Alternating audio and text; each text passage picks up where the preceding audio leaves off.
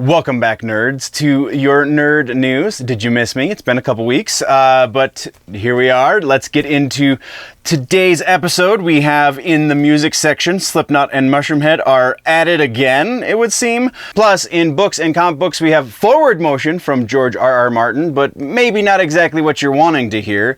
In the gaming section, we have more for the Year of the Fighting Game. We have some updates that have happened over the course of the last few weeks. Over in movies, setting the record straight, if you will, for Teenage Mutant Ninja Turtles, and then a rumor mill that is greatest hits right now, it would seem. So all of that and a bunch more, so let's get into it.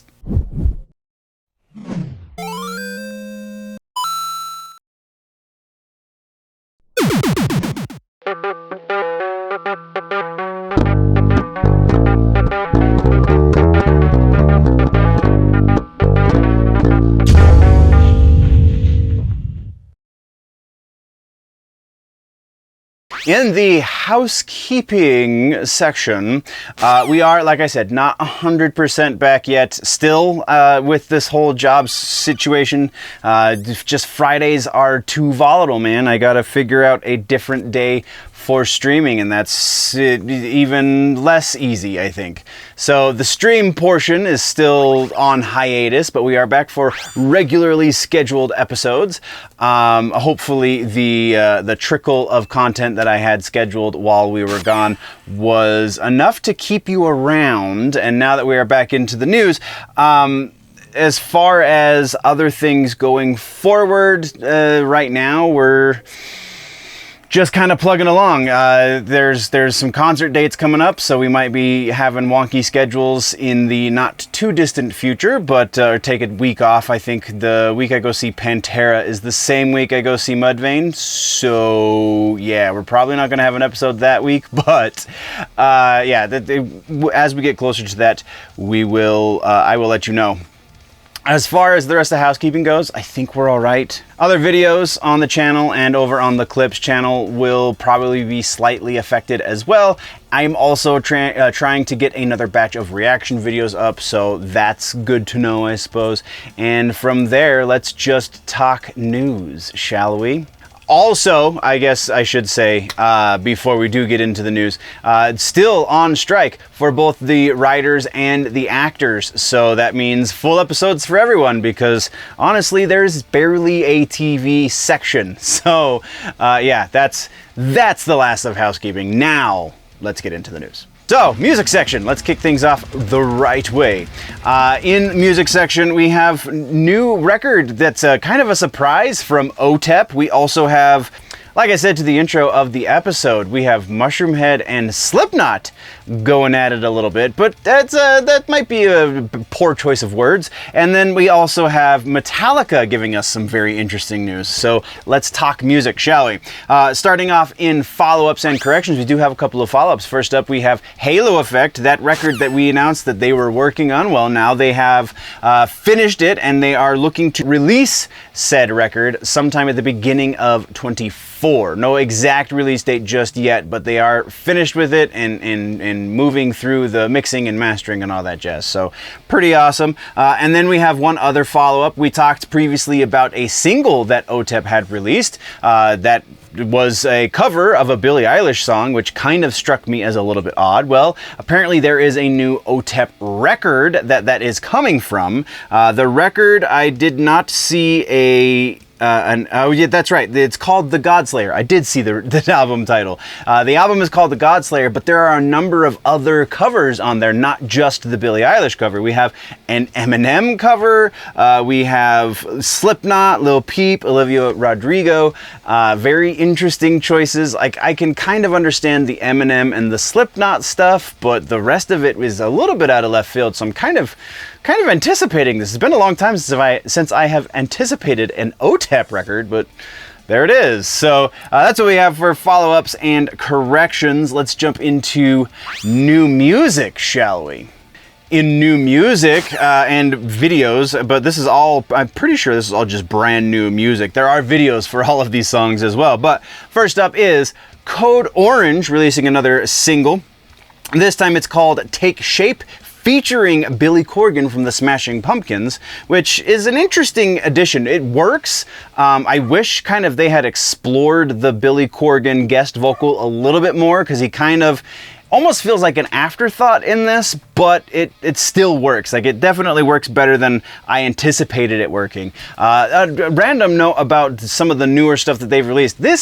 I said previously when they dropped those first 2 singles off the next record, I said then that this is more in line with the Code Orange that I fell in love with on the Forever record, but it still isn't the direction I anticipated them going, so it's taking some adjusting, especially when you get stuff like this. This is still solid, and I absolutely recommend it to anyone who's interested in very experimental, hardcore, industrial combinations. But yeah, it's still a different band, I think, than when they started, which is not a bad thing, just something we got to get used to. Then we have another one from the band Skinned. This one is called Robert Hansen. Still don't know what to make of this group. Like, it kind of feels like they're very edgelordy, because they always have very envelope-pushing, boundary-pushing lyrics and subject matter, i.e. the subject matter of this. Robert Hansen is a pretty hideous and heinous serial killer. And the last one was about a school shooting, and like I feel like there's a very big edgelord element to this, which generally kind of turns me off, but they seem to deliver something unique in spite of that is interesting to listen to. I'm not going to go so far as to say it's good, but it's different, and that's almost as good as good sometimes, I think. So, cautious recommend for this one. Then we have 2 new tracks from Lord of the Lost that have come out within the last 2 weeks of each other. Destruction Manual was the first, and Dead End was the second. And I mean, it's still Lord of the Lost, man. It's still solid goth, industrial, metal, like hybrid going on here. Lord of the Lost is just good music. These guys just know how to do the thing, and they do it damn well. There is a risk, though, I've started to notice with the last few outings, there is a risk of starting to become a little monotonous, so I don't want to see them go that route, but so far so good, man. Absolutely recommend for both these tracks. Then let's talk about this new track from Youngblood. The name of the song is Low Life. Now, I did specifically seek this one out when I saw that he is releasing new music. I wanted to do this because this is who I thought I was going to see open up for Limp Bizkit. I got Young Gravy instead because old man hears a new hip hop artist name and they sound similar, so they must be the same person, right? Definitely not the case. Youngblood, Young Gravy, very different artists. I hadn't actually listened to Youngblood previously, so this is really my first exposure to him, and gotta say, I don't necessarily see why people love this dude. Like, it's fine, it's not bad, it's very well produced, and, you know, the rhyme schemes and things that are involved, they're solid, but, like, nothing exceptional. There's no element of wow with this. This is just basic goth kind of tinged pop, hip hop, white guy music. I don't know, but it's not really much new necessarily. Just kind of a unique blending of genres that has been done, but probably not in the same way. Still nothing unique. Whatever. I'm rambling. Let's move on. Then we have, this is an interesting one because this is actually, we talked previously in the Shoutout show about how sometimes people go into the comment section of reaction videos, try and get them to do reactions to this band that they're a fan of, or that band that they're associated with, or something along those lines. And so this one actually, the first time I heard of Aesthetic Perfection was through a comment section for one of my reaction videos, and somebody saying, you need to react to this Aesthetic Perfection. And actually, it was the same person giving me, I believe at this point, there's been 3 different suggestions for Aesthetic Perfection. And then Aesthetic Perfection came through on my suggested feed. So I bit the bullet and said, you know what the hell, let's do this. and gotta say, was kind of surprised. The production is pretty well done. I can't necessarily fault them for production. The song itself, the name of the song, before we get too far ahead of that, is Summer Goth, and like, I can see where they're going. I feel like this is probably not the best example of who Aesthetic Perfection is, but they do all of the elements that they're trying to do. There's an element of parody involved with the majority of the sections of this song, and then the bridges are kind of what I would imagine are more in tune with their normal sound, which that was kind of the highlight of the song, were the bridges. So like, I'm down for it. We'll probably do like a proper Aesthetic Perfection reaction video, not just one of the quickies, in the future, but as it stands right now, mild recommend for Aesthetic Perfection.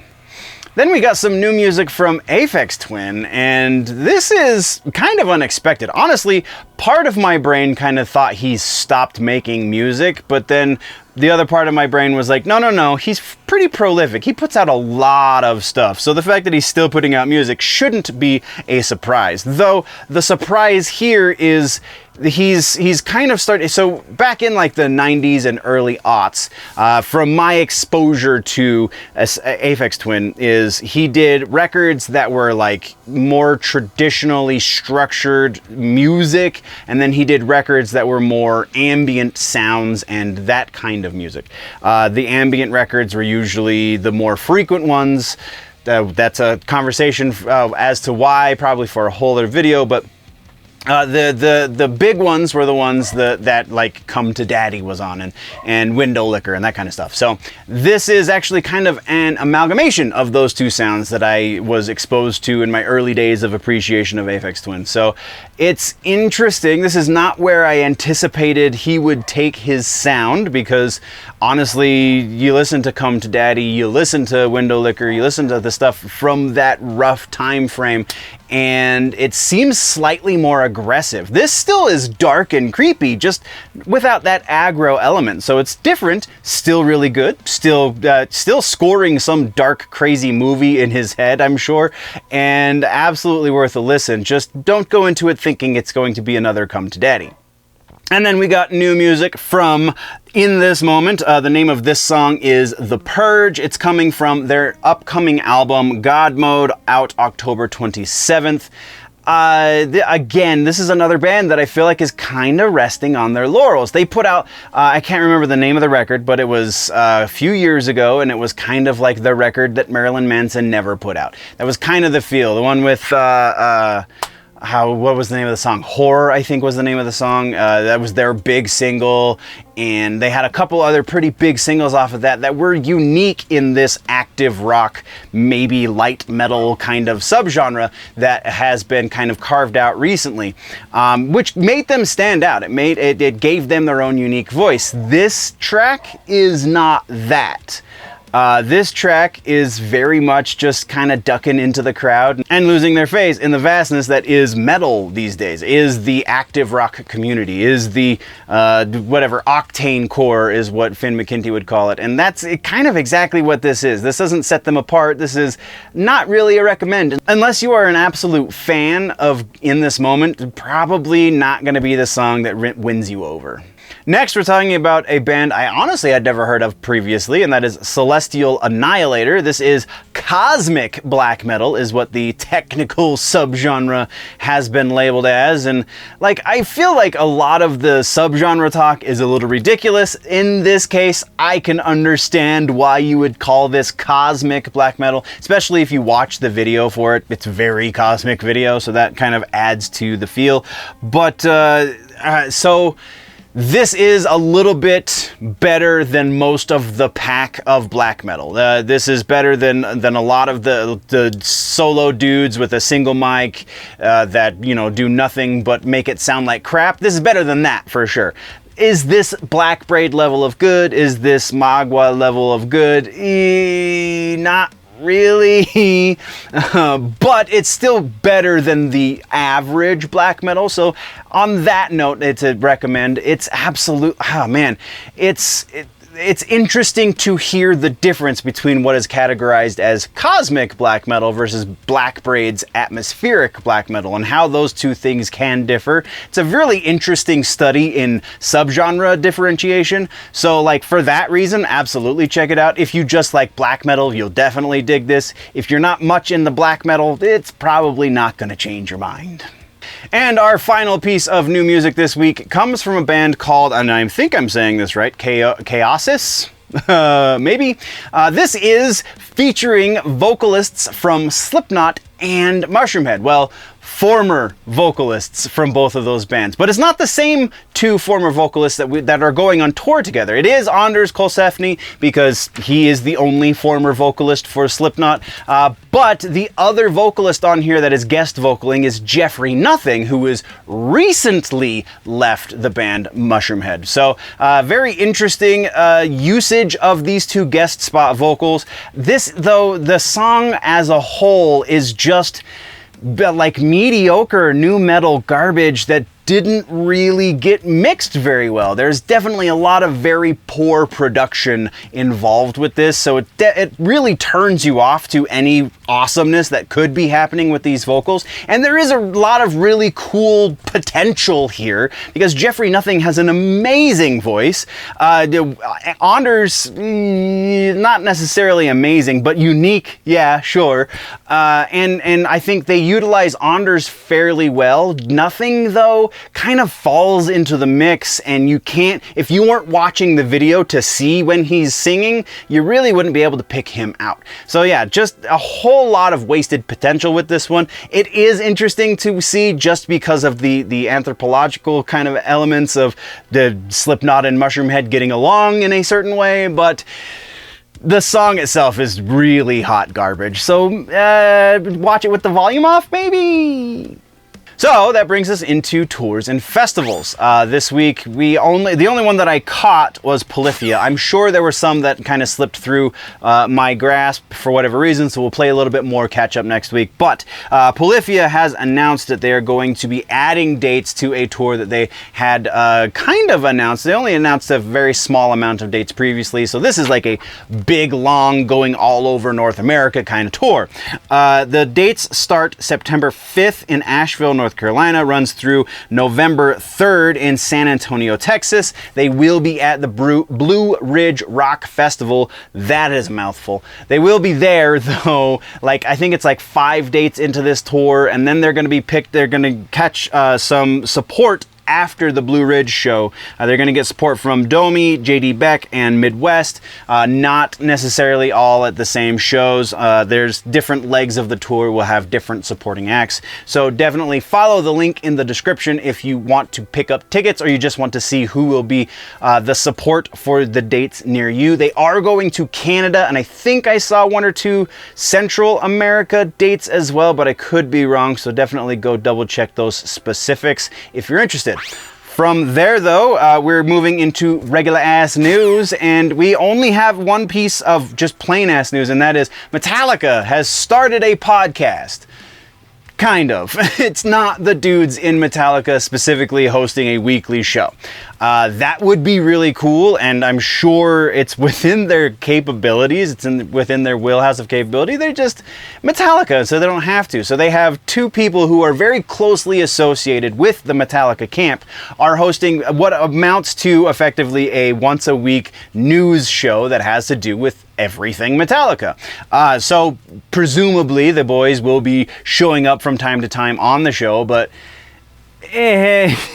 like this is a thing that like they have sponsored effectively. They're the ones that like made sure it happened and probably put up some money to put it together, but they're not directly doing the thing, which was a little heartbreaking after I read those headlines and was like, oh, that's really kind of awesome. I know there's 1,000,001 podcasts right now, but like it's Metallica doing a thing, and then you read the fine print and go, oh, it's kind of associated with Metallica. It's not Metallica direct, but it kind of still, whatever. So yeah, it's available. The first episode has already come out, so it's available wherever you can find podcasts. Go listen to it. Interesting stuff, but again, you don't get a whole lot from James and the guys. That is all we have for regular ass news, which only leaves the suggestion for this episode. Suggestion this week, we're going with some hardcore punk rock from Canada, a band called Comeback Kid. The album is Wake the Dead. This is Comeback Kid in these early days is the band that kind of paved the way for things like Turnstile, Knocked Loose, those kind of hardcore bands that exist today owe a lot to bands like Comeback Kid. And I think Comeback Kid is a very good example of that style of hardcore.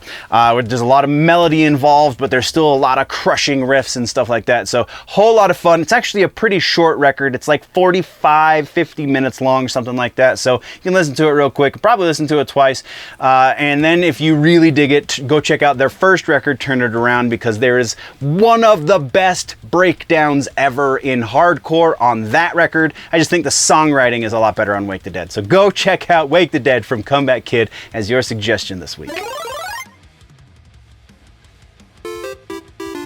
Now we're into gaming and tech, and boy do we have a bit to talk about here because Mortal Kombat is just going nuts. We also have Red Dead Redemption to really get into, and then Killer Instinct dropped some really awesome news very recently as well. So we're going to get to that and a couple other things. So jumping right into follow-ups and corrections, we're going to just come out the gate swinging with Mortal Kombat. Technically these are all trailers, but we're going to talk about this a little bit more than we do in the trailer section. So we got the Banished trailer most recently. Right before that was the Keepers of Time trailer, and then the Combat Pack reveal and the Umgadi on the same day. Umgadi came out first, and then Combat Pack was like 3 hours later or something like that. All of this happened save for the Banished trailer. The other three trailers happened while I had no internet connection, so I knew they were going to be happening. I didn't know specifically what the trailers were. I just knew we were going to be getting trailers while I was away from civilization. And they oh man, they did not disappoint when I got back into the connections. So Umgadi, honestly, for a minute I was about a week. Was it a week? It was about a week after the Umgadi trailer dropped is when I finally was able to watch it. And I didn't see a whole lot of people talking about the Chameleon the cameo in the back. Not cameo, like not the fighter cameo, but like kind of a on-screen cameo, like you would say for an actor. And for a hot minute, because a lot of people were really focused on Tanya and how they're perceiving her to be ugly, and like she doesn't look like the Tanya from previous games, but most of the characters don't look like they did in previous games. It's one of the things that they do after once they go into a new game, they change the look of the characters, kind of a thing that Mortal Kombat does. So like that didn't really, I mean, Liu Kang might be the exception to that rule, but then we're going to go off on a tangent, and that's not what we're here for. So yeah, but eventually, obviously, people started really talking about the Chameleon thing, and then we got the announcement of the DLC. Also happened the same day, but that was the other big focus was, oh my god, Generally Nerdy was wrong, because we did get, in fact, Homelander, Peacemaker, and Omni-Man, all three in one DLC pack, and that is bonkers. Also, Takeda was another one that I was highly skeptical of seeing in the DLC, and there he is. It is actually Takeda Takahashi too. It's as far as we know, it's not Hanzo in any form. We still don't know where the hell Hanzo is. So yeah. And then what was the next one? The next one was the Keepers of Time. I think that one actually dropped. It might have been the same day I got back. I don't remember, but it was pretty close to the day I got back, so I was pretty up on the release of that one with Darius as the cameo announcement there. The announcement with the DLC stuff, also all of the cameos announced there. Farah, no Farah Tour, just Farah, that's pretty nuts. We also got Movado, who we haven't seen for a hot second. I think he's only been in 2 games previous to this, so it'll be very interesting to see how he affects, or how he plays as a cameo. And then we got the Banished trailer, and we see they're still not giving us any of the people that were revealed in the San Diego Comic-Con footage, which was another thing that happened while I was gone. So like we've seen through these leaks from San Diego that we got Reiko and Motaro as well, but they have yet to officially be announced, so one of the two of them is going to be a cameo. My money says Motaro, everyone else is basically saying the same thing, but wouldn't it be funny if neither of them was a cameo and they were both playable characters? Probably not going to happen, but there you go.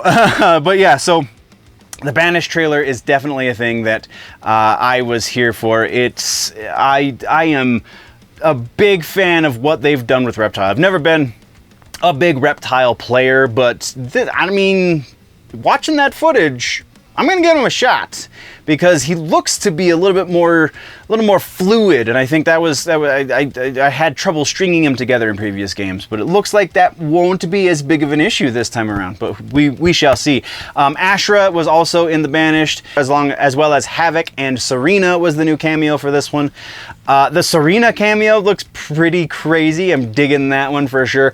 And the Ashra situation, she looks like a much more well-rounded character. Sounds like a lot of people were having fun playing her at the Evo event because there was a playable build of the game with Ashra and... No, it was Lee May. No, I'm misremembering that. It was Lee May. It was not Ashra. Either way, it looks like she's going to be kind of a combo maniac, so that's pretty awesome. Havoc, I don't know what to make of Havoc just yet. But yeah, it kind of leads me to this other thing that I just did a piece on over at Kamidogu.com, talking about how the cameo characters are going to factor into the story mode, because we were kind of led to believe that the cameos were not necessarily part of the story, the lore necessarily. But it seems that at least some of them are going to be, and if some of them are, why wouldn't all of them be tied into it somehow? So very interesting. If you really want to get into the details of my theory, then again, go check out Kamidogu.com. That is what we've got for Mortal Kombat. I could talk all day about Mortal Kombat, so we're just going to move on, shall we? That's what we also have for follow-ups and corrections. There's nothing else there. We do have some new trailers to talk about, so let's talk about that. Red Dead Redemption just dropped, the port, if you will, of Red Dead Redemption, and there's a whole lot of really stupid around this. So let's start at the top and then take it away. Rockstar Games has announced that they are going to be remastering, quote unquote, Red Dead Redemption, which was Xbox 360 PS3 title, if I'm remembering this correctly. So that's the interesting part, is because it was on the Xbox 360, it's backward compatible on the Xbox Series. So you can play your 360 version with a minor visual upgrade, and it's basically the same thing of what they're doing with the other two versions, because they're releasing it specifically on the Switch, which will be nice to have a portable version of Red Dead Redemption, as well as the PlayStation 4. That's right, PlayStation 4 and Switch are getting the Red Dead Redemption upgrade, which means you'll still be able to play your Red Dead Redemption on your PlayStation 5, because backward compatibility exists there as well, but if you look at the trailer, while there is some visual difference, there is definitely, they did some work to it. It doesn't look like they did much work to it. So go check out that trailer and kind of see, because the reason this is a big issue, if they released it for like $20, that wouldn't be it wouldn't be so much drama around it. But the reason this is a big issue is because they're dropping it for $50. Granted, that is $10 less than the average current gen game, and $20 less than the new AAA title price tag for current gen. But still, gets a decent chunk of change for a game that doesn't really look like it belongs in the current generation, and so why would you, whatever. Yeah, so that's what we got for Red Dead Redemption right now. Let's move over. The next trailer we got that is worth talking about that's not Mortal Kombat is Tekken 8. We actually got a number of trailers there, as well as Street Fighter 6. We were talking about Street Fighter 6 in just a second. So Tekken 8, a lot of Evo stuff going on there, a lot of really awesome. Go check out all of the trailers. The one that I specifically watched for today's episode is linked in the description, but I think there was like 2 or 3 total dropped. So go check that out. This is the Azucena, I think is how you say her name, Azucena gameplay reveal trailer. It looks so smooth, so buttery smooth. I haven't honestly played Tekken for a hot second, so very interested in probably getting back into that. From there, let's go into the regular ass news, shall we? Like I said, Street Fighter 6 had a lot of stuff happen over at Evo because Evo kind of revolves around Street Fighter in a lot of ways. So the biggest one is the Teenage Mutant Ninja Turtles collaboration. There is also the AKI DLC. That there's no date for AKI just yet. Like Aki maybe is that is supposed to be pronounced. Not big on the Street Fighters necessarily, but Teenage Mutant Ninja Turtles collaboration isn't what it might appear to be. If you have not yet played Street Fighter, then it might look like the Donnie, Raph, Mikey, and Leo are all playable characters in Street Fighter 6, kind of like they were in Injustice 2. And that's not the case. What they are is they're basically just skins for your avatar in the story mode of the game. There's actually 3 different modes that you can play with those skins, but it's just a skin. I think other abilities might be associated with each individual skin, but it's not a full-fledged character. It's just animations for the Ninja Turtles. It looks cool, but it's not as cool in delivery as maybe we wanted it to be. So there is that. And then the other big thing to come out of Evo this last week is Killer Instinct. 10-year anniversary for Killer Instinct. We got Iron Galaxy coming back to the fray to do this upgrade for the 10-year anniversary. It is going to be free DLC. Basically, they're balancing the game a little bit more. No new characters, but new balance patches, upgrade compatibility for the current gen series consoles, and just all over kind of overhauling gameplay stuff to make it a little bit more fluid for modern sensibilities, if you will, because the game is, like I said, 10 years old. How awesome is that? Hopefully, if this does well, if the community picks back up a little bit more, because the Killer Instinct community is huge, but hopefully, if it gets even huger, we will see maybe an announcement of some sort of new KI game. Let's cross our fingers. That's completely speculation on my part, but it's not outside of the realm of possibilities. So, that being the regular ass news, that's all we got except for suggestions for gaming this week. We're going back to Legend of Zelda Tears of the Kingdom. I'm still playing it. I just barely started doing the temples, so I'm just now starting to progress the story. And what are we, like 2.5 months after launch? This game, so the reason I wanted to highlight this game again for the suggestion is because this game is roughly 16 gigabytes large. This game is, the playability is gigantic. Very literally the largest Zelda game that we've ever got. One of the largest like open world RPG games we've got in some time. I mean, aside from the obvious like immenseness of Starfield when it comes out and No Man's Sky and things like that, but like those are all like a lot larger file sizes. You know, Starfield's very specific is going to be what, like 120 something gigs? 16 gigs Zelda is. 16 gigs. That's awesome. That is incredible. This game is so much fun. This is very easily going to be one of the best games ever made. So go check it out. If you haven't yet, if you kind of dropped it because you got bored with it or what have you, there's so much to do in this game. Go check it out. It's definitely worth your time, at least for another couple hours over the course of the next week. And now, let's talk about comic books and books, shall we? We got some George R.R. Martin action going on, and it's not just Game of Thrones. We got a little bit of other stuff from him as well as Assassin's Creed comic book coming out very soon. So let's talk about all the things. So, regular ass news, we've got Winds of Winter. All it took was, a writer's strike, an actor strike, and Hollywood basically shutting down for George R.R. Martin to be like, all right, maybe I should get a little bit more work on that book done, huh?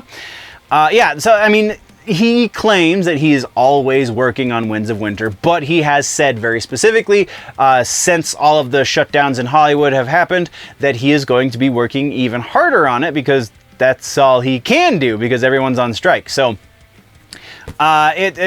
if that's what it takes, then that's what it takes, and we get our final book from George R.R. Martin. But he also said in that same blog post on his website that he is doing some editing on a couple more of the wild card books, which is also very incredible because, we're sitting at like 25 books in that series right now, so that's pretty awesome. I'm here for it. I just hope that he keeps that focus even once the negotiations come to an end, and he can put out some more literature as well as some quality television once he's back to doing the television thing. So from there we have a new comic book announced for Halloween this year, and I just couldn't not talk about it. Captain America is doing a special arc called Cap Wolf, where Captain America becomes the lichen. He's a werewolf. He's a werewolf. Lycanthropy, yeah. It's going to be called oh crap, I just lost the thing. Cap Wolf, that's what it's going to be called. It's going to be Captain America and the Howling Commandos, which is going to feature Nick Fury directing said Howling Commandos, and the artwork for this just looks great. It's going to be written by Stephanie Phillips, and the artist for the series is Carlos Magno, and I've seen some of the art so far, and I think I dig it a lot. I'm not familiar with Stephanie Phillips and her writing, though she has done some bigger things, so she's pretty seasoned, it would seem. I'm just not familiar, so very intrigued. Let's move on. From there, we have a new comic book from Assassin's Creed. It's going to be published by Massive Publishing. It's going to be a creator-owned book.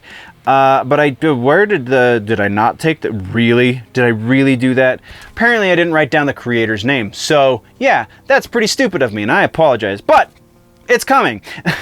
We have Massive Publishing is going to be putting out this October. It will be running through 2024 at the very least. No real details aside from that, though. And I might have not taken the note of the author or the writer because it hasn't been announced yet, but I think it has, and I'm just dumb. So yeah, that's what we got on Assassin's Creed. That's what we got for regular ass news and everything. So let's just do the thing with the suggestions for comic books and books this week. It's a book. It's Game of Thrones. It's the first book of the Song of Fire and Ice series, and yeah, it's a long read, but it's a good read. Martin is definitely a craftsman when it comes to prose, and you can't help but love these books. It was originally released in 1996. And it doesn't feel dated at all, really. It's fantasy of a completely different caliber, and you should absolutely go read it. Go check out Game of Thrones, the first book of Song of Fire and Ice from George R.R. Martin. Then we're into TV, episodic stuff. Yeah, basically we just have a bunch of trailers this time around, which kind of sucks. But I mean, writer strikes, I don't know how movies is as big as it is, but movies is pretty big, but TV's really not. So trailers is all we got. Trailers this week, we're talking the Gen V trailer. Gen V is the spin-off series from The Boys over on Amazon Prime. It is set to launch September 29th. We finally got Invincible. This one dropped while I was out on vacation. Invincible released gave us their release date, which is November 3rd over on Amazon Prime. Also incredibly stoked for that one. We have Archer's final season. I believe this is the final trailer for the final season because the season starts August 30th. Season 14 will be the last one. Archer will not be returning to FX in spite of what the FX producers really, really want. And then we have, oh, this is an interesting one. This is not technically a trailer. This is a full-blown episode. It's a show called Peach Creek. So if you are a nerd of a certain age and you watched Cartoon Network back in the day, and you watched the cartoon block of programming on Cartoon Network, then you're very familiar with the characters of Ed, Edd n Eddy. Ed and Eddy got a fan-made series made for them, and it's called Peach Creek. This is Ed, Edd n Eddy kind of sort of grown up. They're seniors in high school, and like the first episode has been released. It is reportedly going to be an entire season of this. And it's kind of awesome. Like, some of the audio mixing could definitely use a little bit of work, but this is a fan-made venture, from the animation to the audio to everything. These guys are just fans. This is an unofficial sequel to the Ed, Edd n Eddy series, and totally here for it. This is incredibly awesome. Go check it out for sure. Then we got a Daryl Dixon Walking Dead trailer, and I just love these shows. The Walking Dead Dead City is absolutely amazing right now, and episode 5, don't even get me started. We'll talk about that over on That Just Happened, but wow, so good. And the Daryl Dixon show just looks like it's going to maintain at least that much quality, if not raise it up another level. So I am definitely down for some Walking Dead. Let's have the conversation about that down in the comments, shall we? And then that's honestly what we have for the section. So let's get into suggestion this week. Obviously, go watch Peach Creek, because fan-made is always a good thing. And honestly, this is quality-made stuff. But the actual suggestion for the episode is Walking Dead Dead City. You should have saw that one coming. Episodes 5 and 6 I just watched. We're going to talk about them in detail over on That Just Happened on the other, on that'll be posted up later this week. But this, oh my God, episode 5, seriously, it has no right to be as good as it is. I really liked the original show. The OG Walking Dead show was great, and there was a couple of seasons that you could probably do without, but by and large was really, really good. This is just a whole nother level of quality. There is still a little bit of that muddy storytelling that kind of just comes with the Walking Dead franchise, because there are so many characters and there's so many subplots and there's all of these things that you have to keep track of. Eventually, some of that stuff's going to get a little muddy in the middle, but they do a fair job of avoiding the mud, and they also do an incredible job of shooting and writing and acting, and yes, please, more. Go check out The Walking Dead Dead City. Now let's talk about movies. This week we have another fan-made situation that we talked about something like that in TV. We're going to talk about something like that in movies. We also have we're going to talk about the Teenage Mutant Ninja Turtles thing ever so briefly, as well as a new R.L. Stine adaptation moving forward in spite of the strikes. So let's get into all of that, shall we?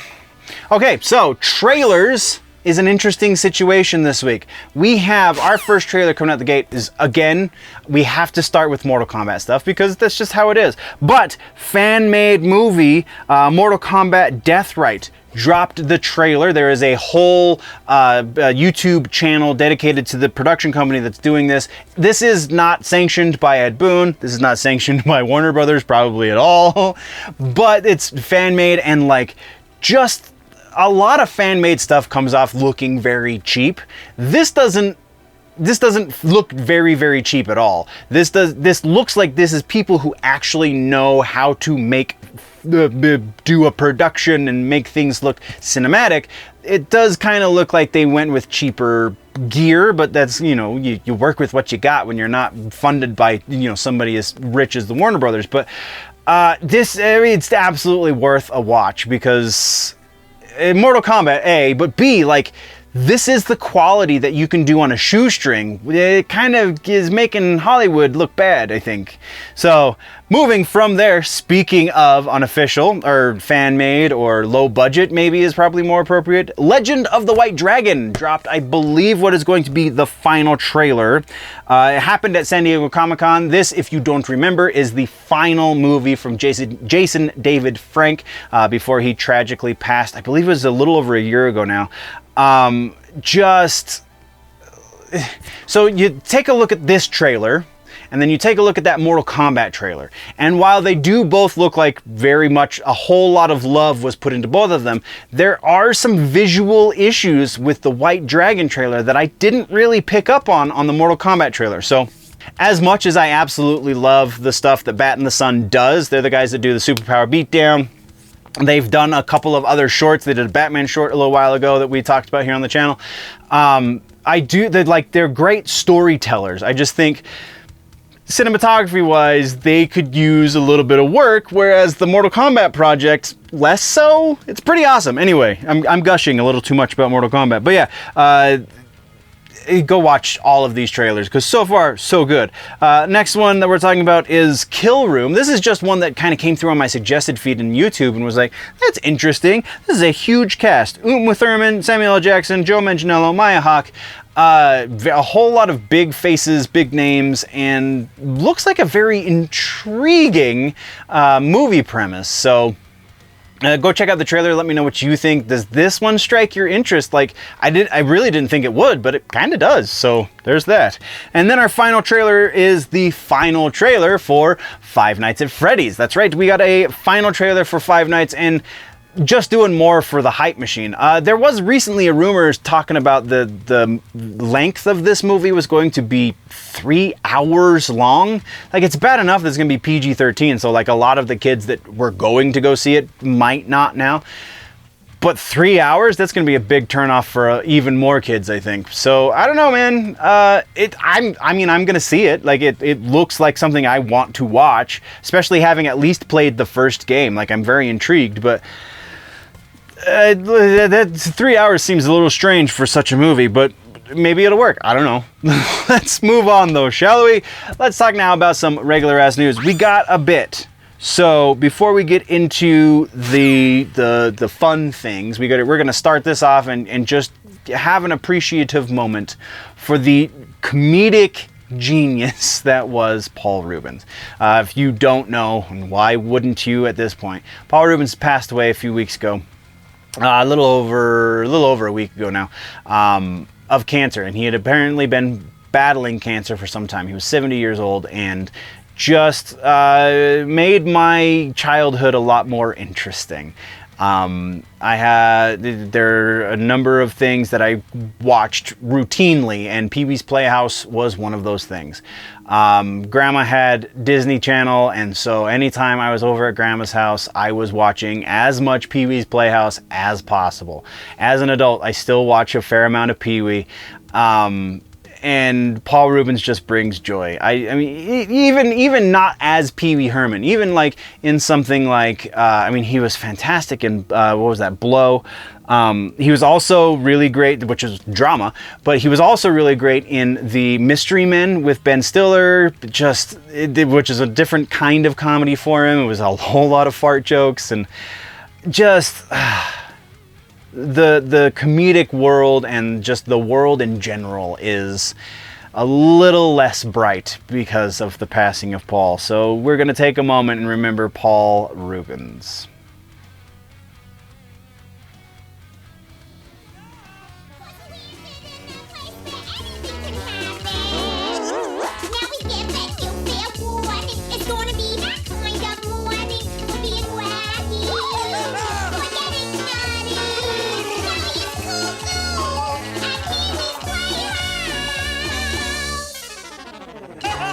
Mutant Mayhem was embroiled with some controversy since its launch.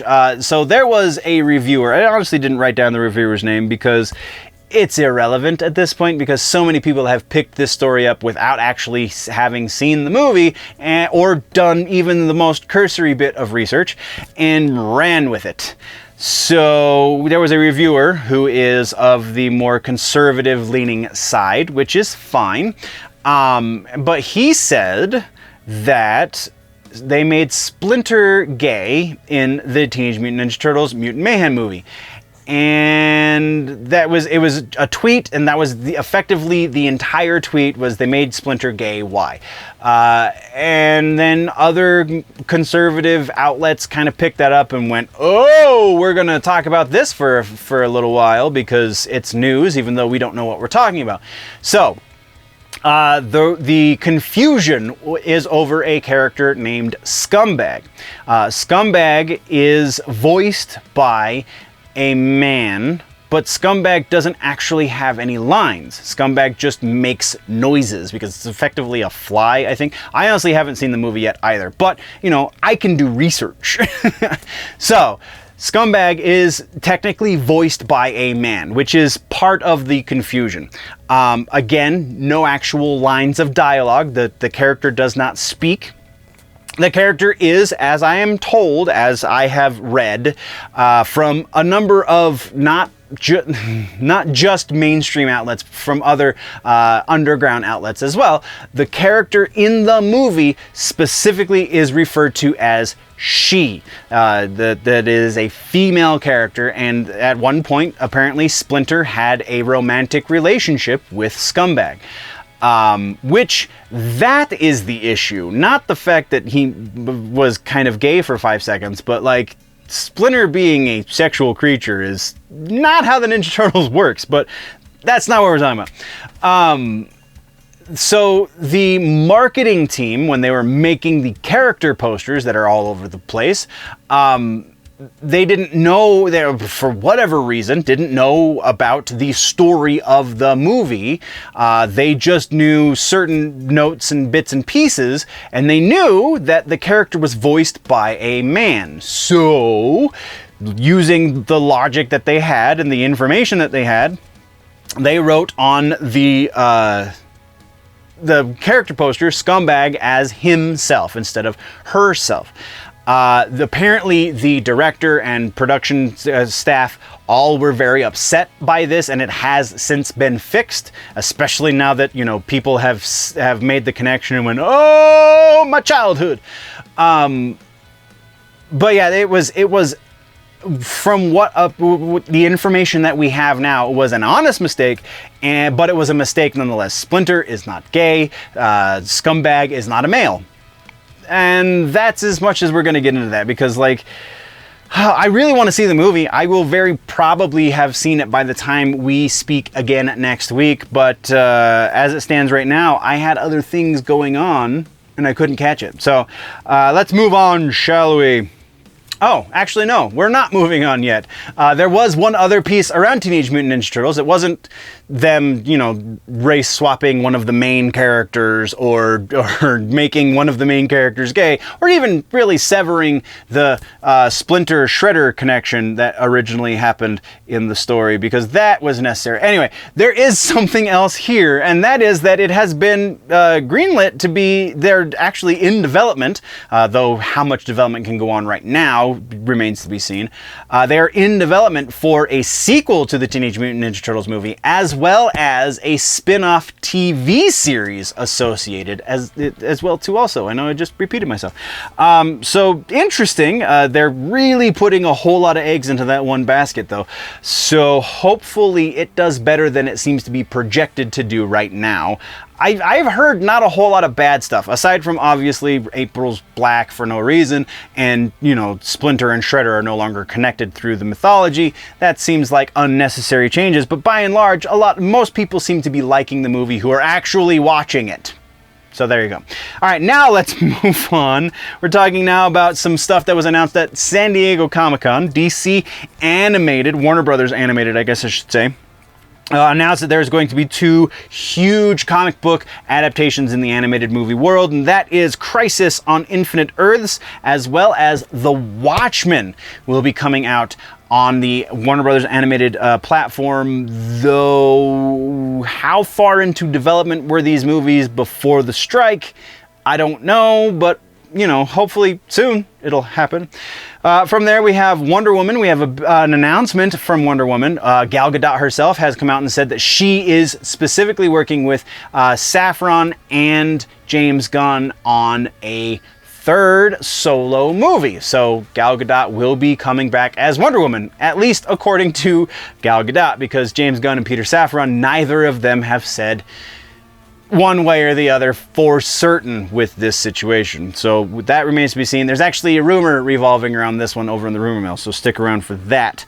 From there, though, let's talk about Disney Marvel. This is actually tied into the strikes because the VFX artists over at the Disney Marvel company, the ones that are not, no, I think even the ones that are working for third-party VFX companies, they're trying to unionize. And this is the first time that this subsection of Hollywood creators will have been unionized. So that's pretty huge. Could very much factor into the negotiations that are going on right now with SAG and WAGs, or writers, whatever. So yeah, pretty interesting. That's all I really have on that one. There was a vote placed, and the paperwork that they had to fill out to request representation by union representatives, the union body. I don't know how unions work, especially in Hollywood, but yeah, they have put that paperwork forward, and it seems to be looking good for unionization for them. Generally speaking, I am not very pro-union, though in a situation like we have in the economy that is Hollywood, unions kind of make sense to a very large degree. Not 100%, but about 90% in favor of unionization in that situation. So that's what we got there. Let's move another real quick piece. Talk to Me, the new A24 horror movie, has done so well. And actually, A24 is one of the studios that is still, the writers and actors are still allowed to do work for, because they're not part of the body, the AF, I can't remember the acronym, the who represents the studios. They are not represented by that same company. They are an independent, so they work directly with the union. They don't go through the intermediary, which means the union is allowing people to still work with A24, which is pretty huge.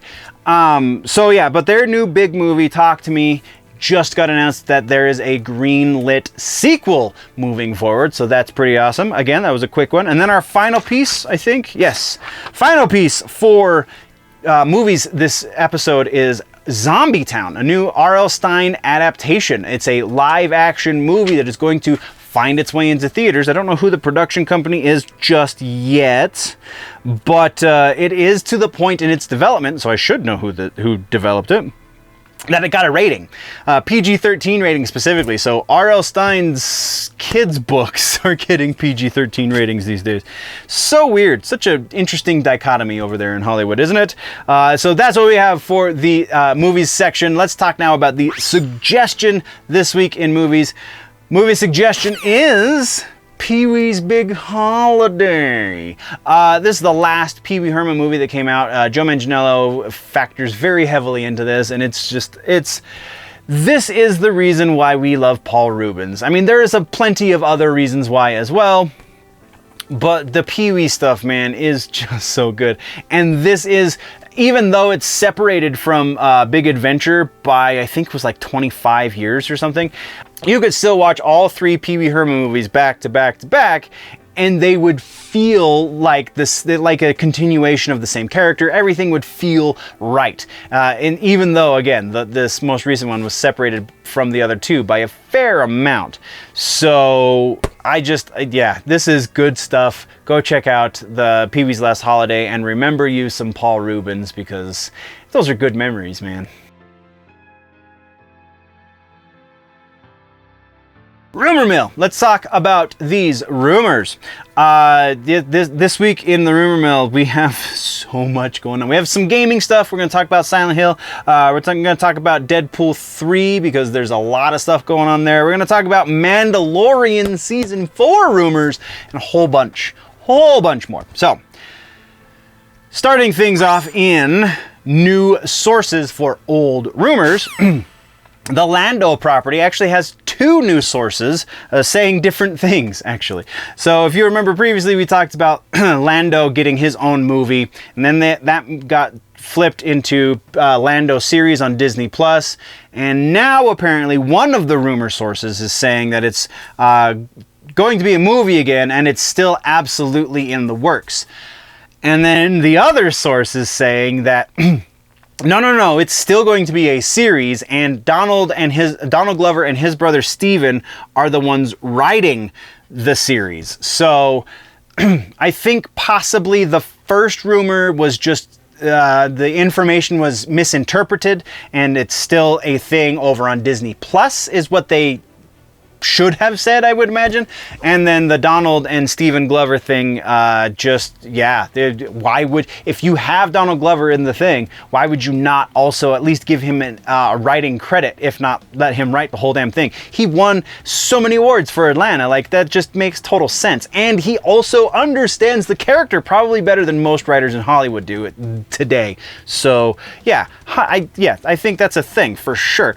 And then we have new source for an old rumor surrounding the Fantastic Four. I believe we actually have a new Fantastic Four rumor as well. No, we actually, I didn't write that one down because it doesn't need to get air. But the new rumor, or the new source for the old rumor, is that Vanessa Kirby, we talked previously about the possibility of her being cast as Sue Storm. New source says that in fact did happen just under the wire right before the actor strike. So she supposedly, once the actor strike is resolved, settled, whatever, she is going to be announced as Sue Storm for the Fantastic Four movie. So that's pretty cool. I don't know how much I believe that, though. She would be a sufficient Sue Storm, I think. She's not a terrible actress and probably do just fine. But that's what we got for new sources. Let's talk about new rumors, baby. First up, coming out the gate one more time, we got Deadpool 3. So, Emma Corrin was announced to be playing the villain in the movie. Who that villain is has been made very unclear, and so like a whole lot of speculation has been going around. But a number of rumors that were talked about months ago that we didn't really cover on the channel because it was just so dense, and like a fair portion of it didn't seem to be lining up with anything. So I just didn't feel like it deserved to get air. But we did get a little bit of this in that, so we're going to go back and talk about that for a moment. The big thing in that is apparently being confirmed with this rumor is that the villain is going to be Professor X's twin sister, Cassandra Nova.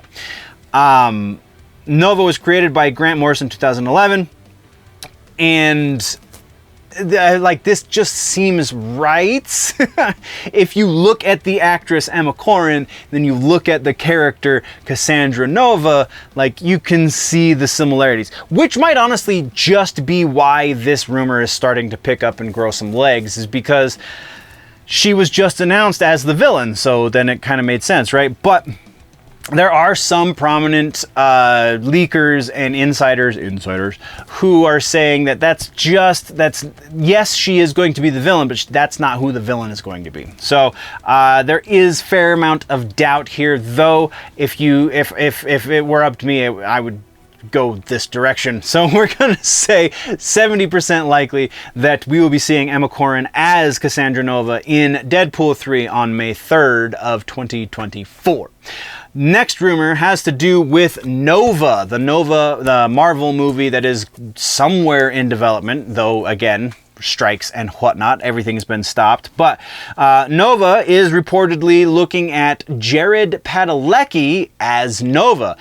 Jensen Ackles was also rumored there for a hot second, but literally anyone who actually knows what's going on behind the scenes or has some sort of inkling therein has shot that one down. So Jared Padalecki, though, I don't think I have seen anybody shoot this one down just yet. So that's interesting. Though there is is another actor rumored, and for whatever damn reason, I did not write down his name. He seems slightly more probable because of his age and such, because Jared Padalecki, while not the oldest dude ever, he's about my age, so it's kind of a little bit on the top side of the age for a new actor in the MCU. So yeah, we're giving the Nova rumor for Jared Padalecki a 40% likelihood that we will see Jared Padalecki put on that suit with the big old star. From there, we have Disney is their next batch of live-action remakes have been leaked, apparently, which are said to be Tangled and The Princess and the Frog. So these two movies are supposedly going to be the next movies they develop into live-action. No reason to necessarily go one way or the other. They have so many movies at this point, like any one of them could be fair game. So we're saying 50% because sure it could be, and sure they could go a different direction. It doesn't really matter because we're not going to watch it. But our next rumor is Mandalorian Season 4 is reportedly not going to happen. In its place, we are reportedly going to be getting a movie from David Filoni instead. Dave Filoni has definitely not led anyone to believe that this is the case. He, from everything that I could recall, Filoni talks about Mandalorian as a series pretty exclusively. So, like, if it's leading into a movie, maybe that could happen, but are they going to cut the series short in order to do that? Probably not. Also, not a great source, so there's that as well. So we're putting this one at about 30% likely that we will be seeing a movie instead of season 4. I think we will be getting both, if not a season 5 as well as a movie. So from there, let's go into Deathstroke. We have Joe Manganiello is reportedly going to be returning to the role of Deathstroke. This seems to jibe because we got such a limited exposure to Deathstroke. Joe Manganiello is a great choice for the role of Deathstroke, so I can understand why that would be made. But like, honestly, the percentage I gave it here is a little bit of wishful thinking on my part because not a great source. Definitely not a source that's consistently wrong, but not consistently right either. So I think it's just because I wanted Joe Manganiello to be Deathstroke again. We're putting this one at 60%, but like this is factoring into the following rumor as well. Is if we're rebooting the universe, wouldn't we reboot the entire universe? Wouldn't we recast all of these big parts? Like, that seems to make more sense than bringing back some of these actors, which then brings us to Wonder Woman. So the Gal Gadot thing, very big industry insiders and leakers are saying that the announcement from Gal Gadot is akin to the announcement we got from Henry Cavill, in that Henry thought he was going to be returning as Superman, and then he didn't. So these are two different situations. The Henry Cavill situation was going to happen. There was everything that he needed to be put in place was put in place, save for one pretty major thing, and that is production. So he got that new contract right as they were changing ownership and changing who the executive producer of all of DC was going to be. So it makes sense that that was a little bit more rocky than Cavill realized. Now that Gunn and Safran are sitting on top of the DC world, seems like there's a little bit more stability there. So if Gal is saying that she is coming out, or having meetings rather, with Gunn and Safran to discuss and work out what a third Wonder Woman movie would look like with her in it, there is a fair reason to believe that such a thing would happen. However, on the other side of that, these sources are very rarely wrong to this degree. So, because there is enough reason to speculate on either side, we're splitting the difference and going right down the middle with 50% likely that Gal will actually return as Wonder Woman. Next rumor we have is the Batman sequel, Batman 2, the Robert Pattinson Batman, that one, Matt Reeves and such. Reportedly, we're going to be getting some sort of visit from Two-Face in this movie. There was no specifics as to if he was going to be the main antagonist, he was going to just be a cameo, he was going to be a secondary support character, anything like that, just that he was going to be in the movie, so that kind of plays to its favor. Like, yeah, sure, are they going to reveal Harvey Dent as a character in this universe? That seems pretty likely. Are we going to see Two-Face proper? That's a little less likely. Is Two-Face going to be the main antagonist for the Batman 2? Yeah, I think probably not. So, with all of that into consideration, we're looking at about 65% likely that we will be seeing Harvey Dent and or Two-Face to some degree in the next The Batman movie. So from there, we got a gaming rumor to talk about, Silent Hill 2. Real quick rumor, just Silent Hill 2, their target release date is September of this year. Seems pretty quick. It's a little over 2 months away, or a month and a half away rather. So that's a little bit cutting it close, and we probably would have heard about it by now, but my video game sources are very rarely this wrong, so I'm putting this one at 80%, though I do feel like that is a little bit generous. From there, we have another Marvel, two more Marvel rumors actually. First one is Eternals 2 is apparently happening, if you want to believe the rumor. This time it is going to go with a very different director, because apparently that's what Bob Iger and company are blaming on the failure for the first movie, and not, you know, the fact that it wasn't very well done, maybe? Just all over, writing, directing, producing, acting, you know, whatever. Special effects were garbage. So yeah, apparently Eternals 2 is happening because Feige is so reliant on that aspect of his storytelling for this phase. Like, that's why, and apparently that is the only reason why. I think that there are other ways that you could tell those stories, or tell a competent story moving forward without the Eternals. So that's why I've put it as low as I have, and that's 45% likely that Eternals 2 is a thing. Like, honestly, if we're being 100% honest, we could have probably went all the way up to 50. I really personally don't think Eternals 2 is going to happen. I think any of those subplots could happen in other movies that make a little bit more sense. And then we have Captain America New World Order apparently is set to introduce the Weapon Plus program. If you don't remember, Weapon Plus is the superhuman, their super soldier program that gave us not only Captain America, but also Wolverine. I think Man-Bat was a thing there, or not Man-Bat, Man-Thing is somehow associated with that. And yeah, just very, Deadpool is also associated with that kind of loosely.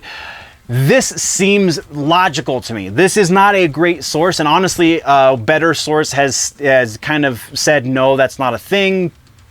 But, again, none of the sources are ever 100% right. So there's that. But also, if we're in this nexus of introducing the mutants into the MCU, if we're at this point of Deadpool 3 is about to happen, we're going to be getting Fantastic Four, which is very likely going to introduce mutants in another way, and then we're going to be dealing with mutants for some time, why would you not introduce the Weapon Plus program? At least, kind of. At least introduce the idea of such a thing in your universe pretty soon. And it kind of makes sense that Cap would be the movie that they did that with. So I'm going to say 60% likely. I think that might be a little too generous, and it's a lot more wishful thinking, but it seems pretty all right. And that's what we got for the Rumor Mill, nerds. That is the end of the episode. Thank you very much, nerds, for joining me. If you are falling behind in your nerd news and you are currently watching on the YouTube channel, then you should be able to click or tap boxes that are about to appear around my face sometime soon. If you are on the socials, then go find me at Generally Nerdy on basically everything. If you are listening on the audio outlets, shout outs to all of the Nerdy Legion and Big Show Entertainment listeners. I appreciate your faces just as much as the YouTube watchers. So yeah, thank you very much, nerds. We'll see you in the next one. Before we go, always remember that if it's generally nerdy, it's probably here.